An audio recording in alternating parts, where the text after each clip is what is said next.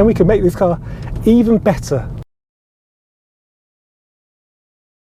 Hello guys, and welcome to this Volks Wizard video, which is once again a Project Car Reveal video. But don't worry, Project Corrado VR6 is still happening. It's just taken a bit of time to get going because it basically consists of two massive jobs: a full bodywork restoration and a full engine rebuild. In the meantime, I felt there was room on the channel for another project that consists of a lot of smaller jobs and is on a car that I'm sure a lot of you guys will relate to. It's also perfect for 2021, which is of course the 45th anniversary year of the Golf GTI. So please say a big hello to Project Clubsport. Now this all came about because a couple of months ago Volkswagen UK very kindly loaned me their pristine Mark 7 Golf GTI Clubsport S from their heritage fleet, and that car reminded me how much I absolutely adored driving the one that I owned from new for a couple of years. But the Mark 7 Golf GTI Clubsport S has two big problems. Firstly, it does without a lot of the things you take for granted on a Golf. So it doesn't have any back seats. It doesn't even have any parking sensors. Also today, you're going to have to fork out about £40,000 to buy one. That's £6,000 more than they were new.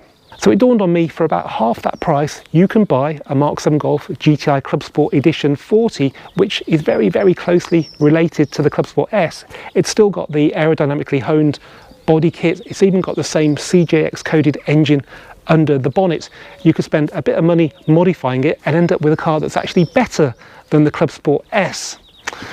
I have a feeling you're going to take some convincing, so let's have a closer look and let me show you how we're going to do that. Okay, before we have a look at the car, I just want to explain to viewers from outside the UK why I might occasionally call it an Edition 40, because its official name in the UK was Mark 7 Golf GTI Clubsport Edition 40. Elsewhere, it was just a Club Sport. I've got no idea why the UK was singled out to celebrate the 40th anniversary of the Golf GTI with this car, but I'm pretty glad we were. We even get a limited edition plaque with a unique number on it. Okay, so this is a very late 2016 Clubsport Edition 40. It's in deep black. There are loads of colours available for the Edition 40s, but Clubsport S's were just black, red and white, and my car was black. I was told I had to have a black one, which I didn't really want because it was a high maintenance colour, but when it comes to Clubsport S's, you don't say no. It's a 3-door, which is quite rare for Edition 40s. Clubsport S was only available as a 3-door. And 3 also applies to the pedal count, so we've got 1, 2, 3. That might confuse younger viewers, but it means we've got a manual gearbox, which is quite rare on an Edition 40, because understandably a lot of people went for DSG because they used them as daily cars.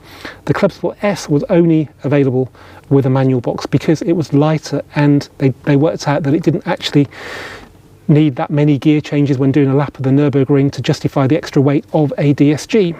Now spec is very variable on Clubsport Edition 40s. On Clubsport S's they're all the same.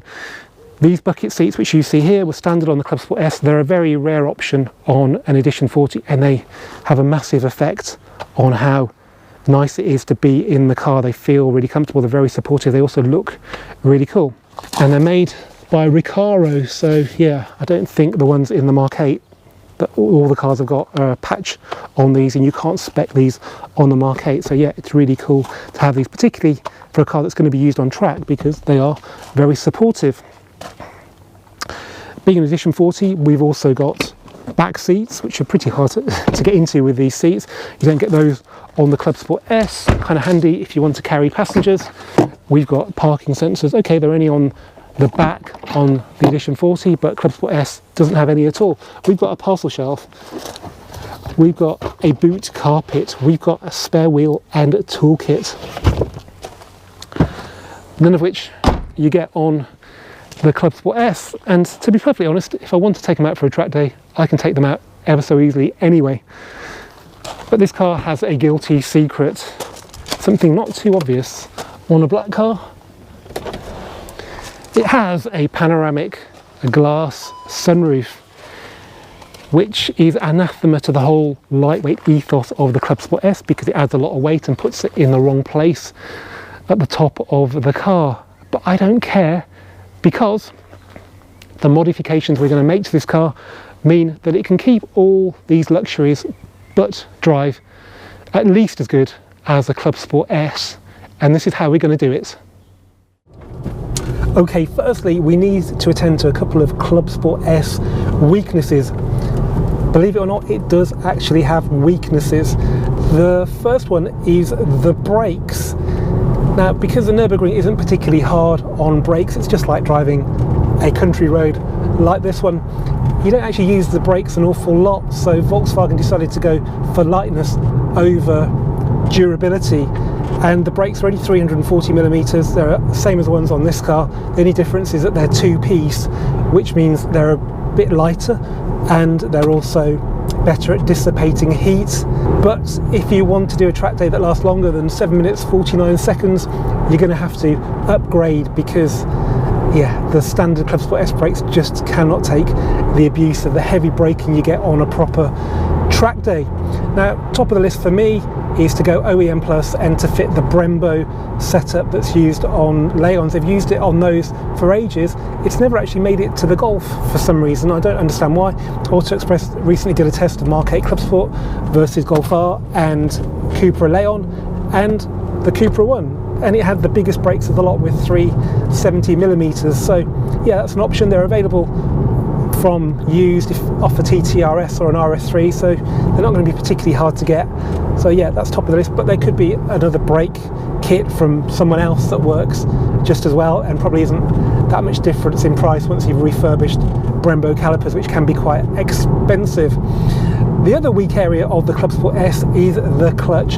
Unfortunately, even this halo car for Volkswagen had the cheap clutch that they fitted to the Golf R that can last only up to like 8,000 miles with some drivers.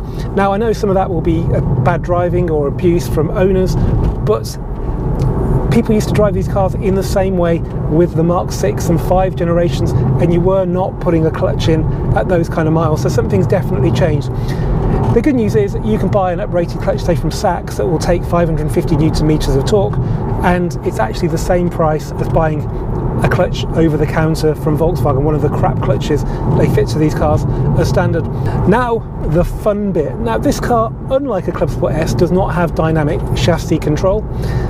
And when I first drove it, I actually sold this car 4 years ago, and I had my Clubsport S at the time. I absolutely hated it because on these 19-inch wheels on bumpy roads, it is a very, very busy ride, and you just can't enjoy it. So there's definite room for improvement there, and without DCC we don't have to worry about all the electronics that wouldn't be in use, so the world is our oyster when it comes to suspension. What we need though is something that's more comfortable on the road than this passive factory setup. It could be quite tricky, because sometimes you really need to test drive the car to just see how hard it is, because sometimes coilovers promise a lot and they deliver very little. We also need it to be adjustable so that we can make it harder for the track. That'll probably involve like kneeling down and putting your hand at the bottom of the strut. Ride height wise, I'm really not too bothered about lowering the car, maybe a bit lower, like 5 mil lower, but nothing major. Just having some ride comfort on the road is crucial. Now, short of driving Mark 7 with a coilover kit, all the different options available, it's really hard for me to know which ones actually work on the road. The problem is a lot of them come from Germany, where the roads are like a billiard table.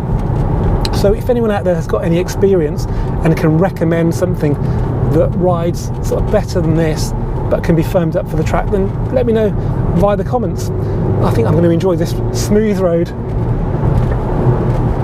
in this car. It is a great car. It's not as precise as a Mark 8, but it's good enough. But it can be better.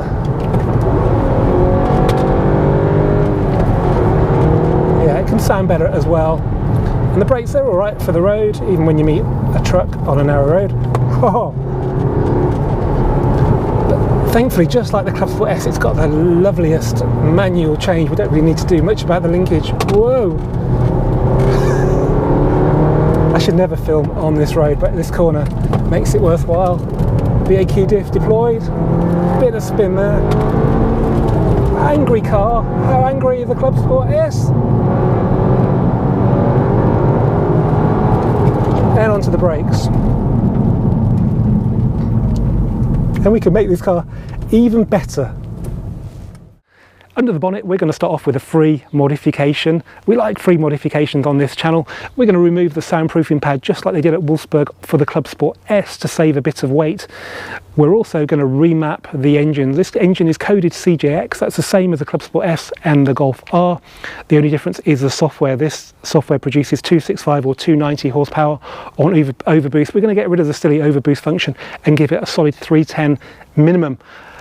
You could probably go a lot higher with this engine if you wanted to, but we don't need to. I think the target is to have the same power to weight ratio as the Clubsport S, so it might weigh more because it's got back seats and a sunroof, but we'll just up the power a little bit and make it just as explosive with its acceleration. We're also going to get rid of the standard airbox and fit some sort of induction air intake type thing. And I think that's pretty much it under the bonnet. Now you may think, looking at the exhaust tips, that the Edition 40's got the same exhaust system as the Clubsport S, but unfortunately it hasn't. The Clubsport S pops and bangs for England, and it even does DSG farts in between gear changes, and it's a manual.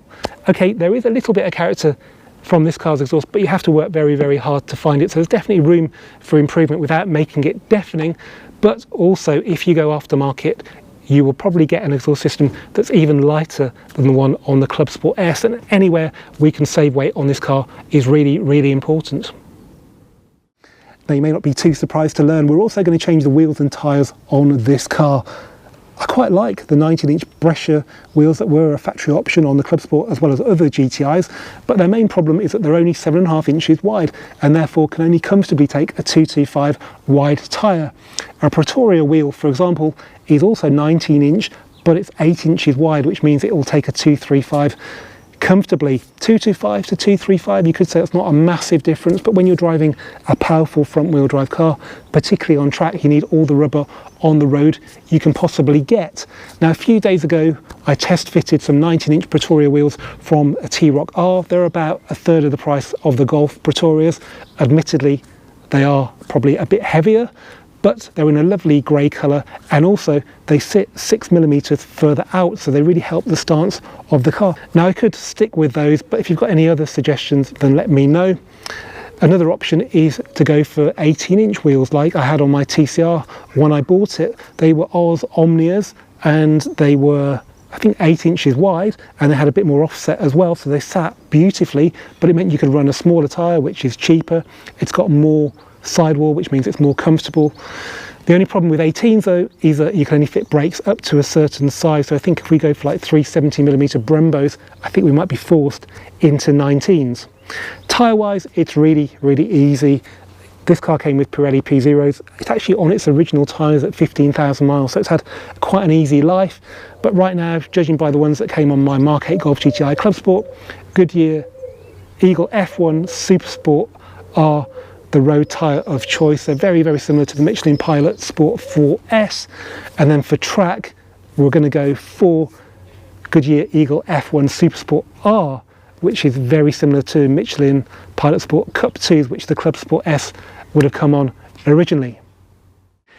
In due course, we'll also be uprating the suspension bushes and anti-roll bars and fitting the Clubsport S's lighter and stiffer aluminium subframe. We're also going to try and replicate that car's increased negative camber, which was key to its amazing performance at the Nürburgring.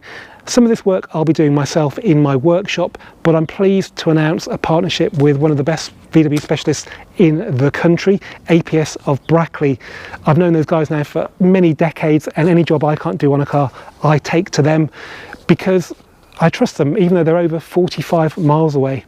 The beauty of partnering with them is that it will be a lot easier to film the work, so that means better quality videos for you guys.